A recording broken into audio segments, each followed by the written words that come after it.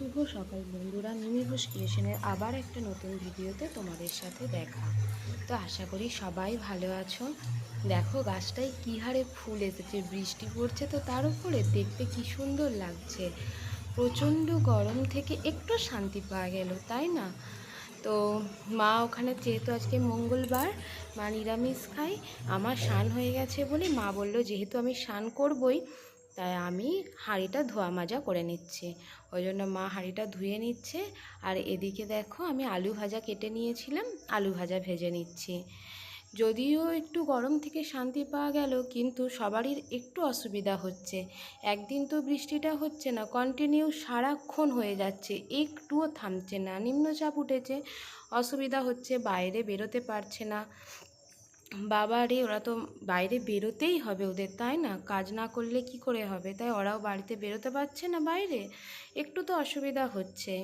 তো এই যে এখানে আমি আলু ভাজাটা ভেজে নিচ্ছি। ওরও আজকে সকাল সকাল স্নান হয়ে গেছে, স্নান করে ফেলেছে সকাল সকাল। ওই ঠাকুর মন্দির সাজাতে যাবে। ঠাকুর মন্দির সাজাতে বলতে আজ থেকে আমাদের এখানে হরিনাম শুরু হয়েছে ঠাকুর মন্দিরটা, সেই জন্য সাজাতে যাবে। তো আমিও সকাল সকাল একটু ঝটপট রান্না করে নেবার চেষ্টা করছি, যাতে যখন ঘট ওঠে তখন যেন যেতে পারি। মা তো যাবেই, আর আমার যদি এদিকের কাজটা অনেকটা সারা হয়ে যায় তাহলে আমিও যাব ভাবছি। সেই জন্য ঝটপট রান্নাটা করে নেওয়ার চেষ্টা করছি। তো ও যাবে এখন সাজাতে। আর আমাদের আজকে নিরামিষই খাওয়া হবে, নাম যেহেতু বসছে তাই ভাবছি যে কদিন নাম হবে 3 দিন হবে, আর 4 দিনের দিনে ধুলোটি হবে। তো সে কদিন আমরা নিরামিষই খাবো। শুধু মাছটা খাওয়া হবে আদা সর্ষে দিয়ে, কোনো পেঁয়াজ রসুন খাওয়া হবে না।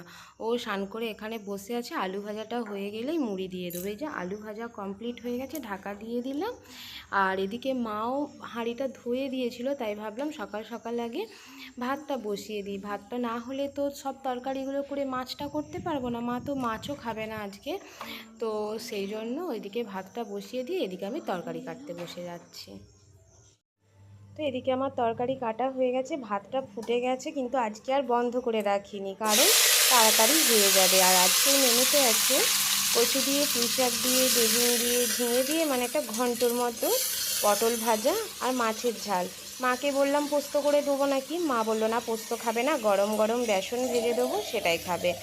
আর এর আগের দিনে বাবা কচু নিয়ে এসেছিলো, কচুগুলো না খুব একটা ভালো না, একদম সেদ্ধ হতে চাইছিল না। ওই জন্য ডাঁটা আর কচু আমি একসাথে আজকে প্রেশারেতে একটা সিটি দিয়ে দিয়েছি, ব্যাস মোটামুটি সেদ্ধ হয়ে গেছে। এরপর কষতে কষতে বাকিটা সেদ্ধ হয়ে যাবে।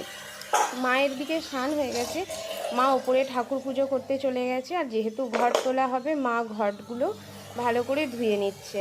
আমিও ঘট তুলতাম, কিন্তু যেহেতু বাড়ি থেকে মা তুলছে আর মেজ জেঠিমাও আমাদের কলসিটা নিয়ে যাবে, সেই জন্য ভাবলাম থাক, মেজ জেঠিমা মাই তুলুক আর আমি সঙ্গে যাব। এই যে এদিকে তেল দিয়ে 5 ফোড়ন দিয়ে একবারে তো বেগুন ঝিঙে সমস্ত কিছু দিয়ে কষে আর ঘন্টটা করে ফেলেছি। তো করা হয়ে গেলে ওটা নামিয়ে রেখেছি, ভাতও হয়ে গেছে, ফ্যান ঝরিয়ে তুলে রেখেছি, মাছের ঝালও কমপ্লিট। এরপরে যাচ্ছি আমি ওপর। আমার তো সকালেই স্নান হয়ে গেছে, কিন্তু স্নান হলেও যেহেতু রান্না করেছি তাই ভাবছি আর একবার স্নানটা করে নেব। খেয়ালই থাকে না, তাহলে সকালে স্নান করতাম না। দিয়ে রেডি হয়ে আর মন্দির যাব। তো রেডি হয়ে যখন মন্দিরে বেরোচ্ছিলাম, এত জোরে বৃষ্টি পড়ছিল না, কোনো রকম ভিডিও করতে পারিনি। যা হোক করে কাপড়ের ভাঁজেতে ফোনটাকে নিয়ে, ছাতা নিয়ে নিই, কোথায় রাখবো না রাখবো, অনেকটা দূরে ঘর তুলতে যাওয়া, সেই জন্য তাড়াতাড়ি চলে এসেছি। এই যে সমস্ত কিছু রেডি হয়ে গেছে, ঠাকুরমশাইও চলে এসেছেন, এখন যাওয়া হচ্ছে ঘর তুলতে। এমনই বৃষ্টি পড়ছে যে মানে হরিনামের যে দলের লোক এসেছেন, ওনারা যে আমাদের সঙ্গে ঘর তোলার জন্য যেতে হয়, ওনারাও যেতে পারছেন না, দুজন শুধু যাচ্ছেন, বাকিরা সবাই মন্দিরেতে। ছাতা নিয়েও আসা হয়েছে, কিন্তু যারা ঘট নিয়ে যাবে তারা কি ছাতা নিয়ে যেতে পারে? তাই কেউ কেউ গামছা নিয়ে এসেছে, আমি মা তো গামছাও নিয়ে আসেনি। যাই হোক, গ্রীষ্মকাল, কোনো ব্যাপার না, ভিজলেও অসুবিধা কিছু হবে না। এই যে এখানে ঘট তোলা হচ্ছে পুকুরেতে, এরপরে আবার নিয়ে মন্দির যাওয়া হবে।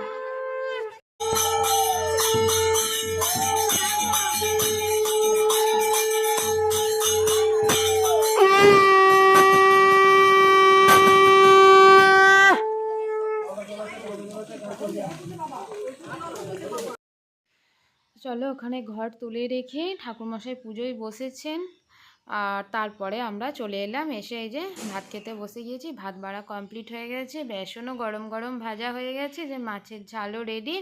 মা ওখানে খালি দুধটা গরম করছে, তাহলেই হয়ে যাবে। খাওয়া দাওয়া কমপ্লিট করে একটু রেস্ট নিচ্ছিলাম, একটু রেস্ট নিয়ে এখন নিচে যাচ্ছি। রাত্রেবেলা একটু আর সন্ধ্যা আরতি দেখতে যাব, সেই জন্য ভাবছি সকাল সকাল রুটির যা তরকারি সেগুলো সব করে রাখবো, না হলে বাবা যদি সকাল সকাল চলে আসে তখন এসে খেতে দিতে অসুবিধা হবে। সেই জন্য যে কিছু বরবটি ছিল, বরবটি, গাজর, পটল, আলু দিয়ে পেঁয়াজ ছাড়া একটা ভাজা করব, আর সকালের আলু ভাজা আছে সেটা একটু গরম করব আর রুটি করব। তাও ওটা দিয়েই রাত্রেবেলা রুটি খাবে, আর আলু ভাজাটা দিয়ে আমরা মুড়ি খাবো। তো মা সন্ধ্যেটা দেখানোর পরে যাব, 8টার সময় ঠাকুরমশাই আসবেন বলেছেন, তা করতে করতে আমার অনেকটা কমপ্লিট হয়ে যাবে।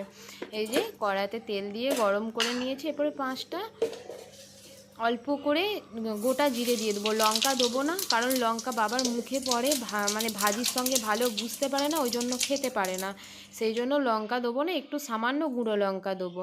এই যে দেখো একটুও জল দিইনি, কমিয়ে কমিয়ে করেছি, সেই জন্য একটু ভাজা ভাজা হয়েছে। ওটা তুলে রেখে দিয়ে এই যে সকালের আলু ভাজাটা একটু গরম করে নিচ্ছি, আর রুটি এই যে এখানে মাখা আছে, আমি বেলে দেবো আর মা করে নেবে। মা এই সন্ধ্যা দেখিয়ে নামলো, এরপরে মাকেও কিছু খেতে হবে, মা কিছু খেয়ে নিক, তারপরে রুটিটা হয়ে গেলে আমরা চলে যাব ঠাকুর মন্দির। তো নিচে রুটি বেলে দিয়ে আমি উপরে এলাম একটু চেঞ্জ করতে, আর মা যেহেতু রেডি হয়ে গেছে, সন্ধে দেখিয়েছিল, একবারে শাড়ি চেঞ্জ করে নিয়েছে, সেই জন্য মা নিচে রুটিগুলো করে নিচ্ছে, আর আমি আলমারি থেকে এরপর শাড়ি বের করব। আর বাবাকেও ফোন করে দিলাম বাড়ির চাবিকাঠি কোথায় থাকবে সেটা বলার জন্য। বাবাকে বললাম বাড়ি ফিরে এসে যদি খিদে পাই তাহলে খাবার আধ ঘন্টা আগে বাবার একটা ওষুধ থাকে, সেই ওষুধটা খেয়ে আমাকে ফোন করতে, আমি চলে আসব। আর একটু সিঁদুর পরতে পরতে নাকে আর গালটায় একটু পড়ে গেছিলো, সেটাই মায়ের আলমারিটায় মানে আয়না লাগানো আছে, সেটা থেকে পরিষ্কার করলাম। চলো, তো রেডি হয়ে চলে এসেছি, এই যে মন্দিরে আরতিও শুরু হয়ে গেছে, আর এরপরে এখানে কমপ্লিট হলে তারপরে বাড়ি গিয়ে খাওয়া দাওয়া। তো আজকে রাধা গোবিন্দের আরতি দিয়েই ভিডিওটা শেষ করছি। যদি ভালো লেগে থাকে লাইক, কমেন্ট, শেয়ার আর অবশ্যই সাবস্ক্রাইব করে দিও। টাটা, গুড নাইট, দেখা হবে আবার পরের ভিডিওতে।